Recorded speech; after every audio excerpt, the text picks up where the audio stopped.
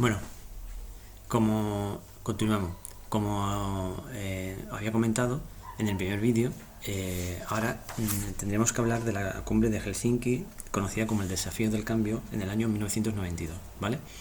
Bueno, lo primero que tenemos que tener claro es el contexto histórico, ¿vale? Las tensiones provocadas por la denominada Guerra Fría polariza prácticamente el mundo en dos bloques, ¿de acuerdo? El bloque pro-OTAN y digamos que pro-capitalista, ¿no? Y el social comunista, ¿no? Por los países del Pacto de Varsovia, ¿de acuerdo? Con la cumbre de Helsinki seguimos hablando de una conferencia para la seguridad y cooperación europea. Todavía como tal no podemos hablar de una organización, ¿vale? Pero esta conferencia se enfrenta a profundas transformaciones acontecidas en Europa tras la final de la Guerra Fría, la caída de los regímenes totalitarios, ¿no? Y se reafirma en ella la inestable y insegura situación que vive Europa, el continente europeo, ¿vale? Entonces surge lo que se conoce como el desafío del cambio. Hay una sensación de que hay que cambiar esa situación, ¿vale? Por eso la cumbre al final adopta este nombre, el desafío del cambio, como papel central de la conferencia sobre seguridad y cooperación europea, ¿no? Entonces surge la gestión pacífica de los cambios en el continente y la prevención de los conflictos.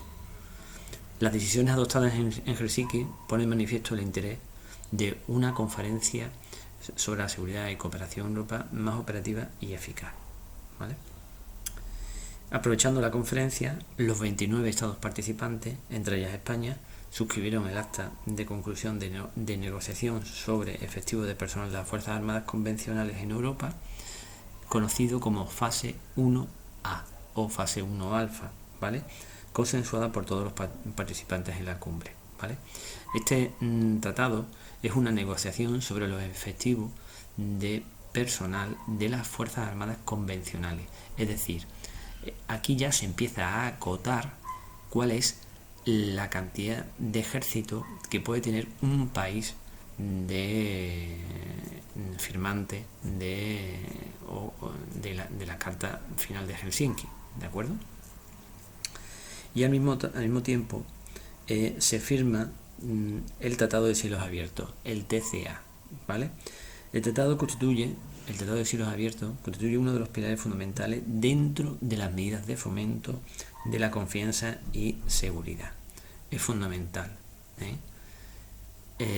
por lo cual, resumiendo, de la cumbre de Helsinki de 1992, denominada como el desafío del cambio, porque existe ya en el seno de esta conferencia la sensación de que hay que cambiar la situación que hay en Europa, surge el tratado fase 1A, que es una negociación sobre efectivos de personal de las Fuerzas Armadas convencionales de los países firmantes, y el Tratado de Cielos Abiertos, como uno de los pilares fundamentales dentro de las medidas de fomento de la conferencia y seguridad, ¿vale?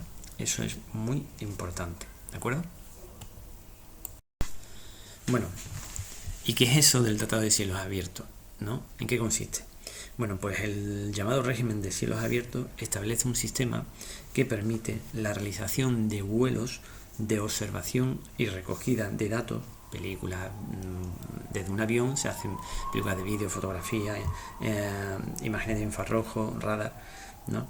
De acuerdo con unos procedimientos detallados, y la información obtenida se utilizará exclusivamente a los efectos del tratado y estará a disposición del resto del Estado para verificar que se está cumpliendo verdaderamente toda la reducción del armamento y las limitaciones del mismo que se están estableciendo con los tratados fase, ¿vale? Por lo cual, la Comisión Consultiva de Cielos Abiertos es un órgano que realiza el seguimiento de la aplicación del tratado, ¿vale? Para obtener un mayor rendimiento de los vuelos, el Tratado de Cielos Abiertos contempla la posibilidad de que dos o más estados partes firmantes puedan formar un grupo de estados, o sea, que se unan, ¿de acuerdo?, para hacer esta función del Tratado de Cielos Abiertos. cuya principal consecuencia es que entre ellos puedan redistribuir sus cuotas activas y pasivas de vuelo. Con respecto a España, pertenece al grupo de estados parte de la Unión Europea Occidental de Tratado de Cielos Abiertos, que es como se sigue conociendo aún el grupo a efectos del tratado, a pesar de la desaparición de la Organización Defensiva Europea. ¿De acuerdo? Nuestro país, España, dispone de una cuota de 4 vuelos anuales que ejerce de forma compartida con otros aliados sobre la Federación Rusia, Bielorrusia, Bosnia-Herzegovina, Georgia y Ucrania. ¿De acuerdo? Es decir, España, junto con, en este caso, con otro país de firmante, vuela a estas regiones y lo que hace es que toman imágenes y demás y después se analiza. ¿De acuerdo? España pertenece además al grupo denominado POD, ¿no? POD, que es un equipo que contiene los instrumentos de observación permitidos por el tratado, ¿vale? El POD no es más que es un sistema FLIR que se conecta al avión y es el que hace las tomas de imágenes y de vídeo, ¿de acuerdo? Hasta ahora los tratados de cielo abierto que ha realizado España lo ha hecho a bordo del Hércules, ¿vale? Ahora sabéis que recientemente ha entrado en proceso de baja y de momento no se sabe qué avión va a sustituir en esas labores.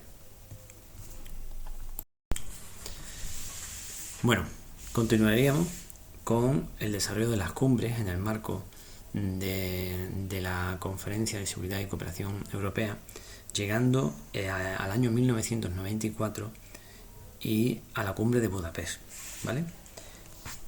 A pesar de los fracasos o no cumplimiento de muchos de los países en relación al tratado sobre efectivo y armamento, se acordaron una serie de acuerdos relativos a la transformación de la conferencia en una organización ya. Esto en la cumbre de Budapest, ¿vale? Y a partir del 1 de enero de 1995, con el consiguiente cambio de nombre, es decir, ya dejó de ser una conferencia a partir del 1 de enero de 1995 y ya se concibió como una organización, ¿vale? Como la Organización de Seguridad y Cooperación Europea, ¿vale? Se buscaba sobre todo una organización más fuerte, dándole un nuevo impulso político y capacitándola para desempeñar un papel esencial frente a los desafíos del siglo XXI, ¿vale?